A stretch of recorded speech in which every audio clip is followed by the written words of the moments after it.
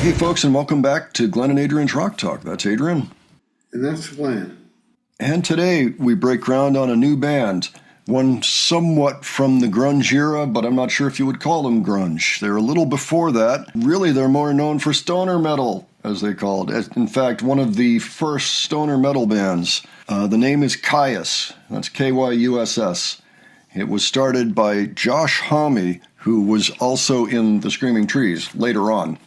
Kind of the very end, the tail end of the Screaming Trees. I don't think he actually made it on the last album, but he was in that tour and played with them for a few years after that. He then went on to create Queens of the Stone Age. So we're going to look at a live performance of a song that is called Freedom Run. So Adrian, any thoughts ahead? Well, I know how to spell Kyuss now. Yeah, good. So, I guess my knowledge. Let's go ahead and check this out. We'll talk about it after.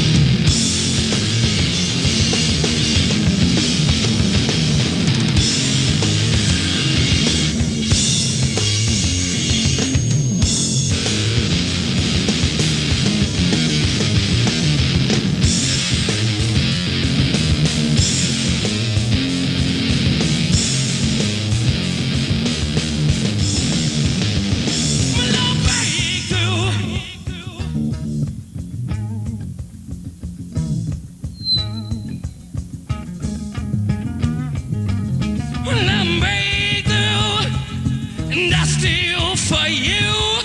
Will I need her? Yeah, and then nothing you can know.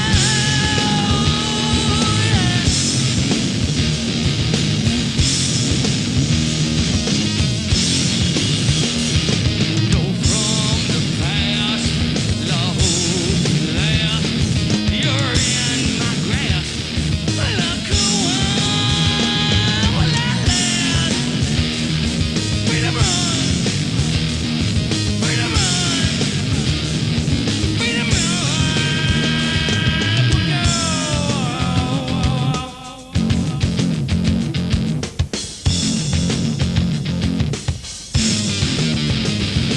Freedom run.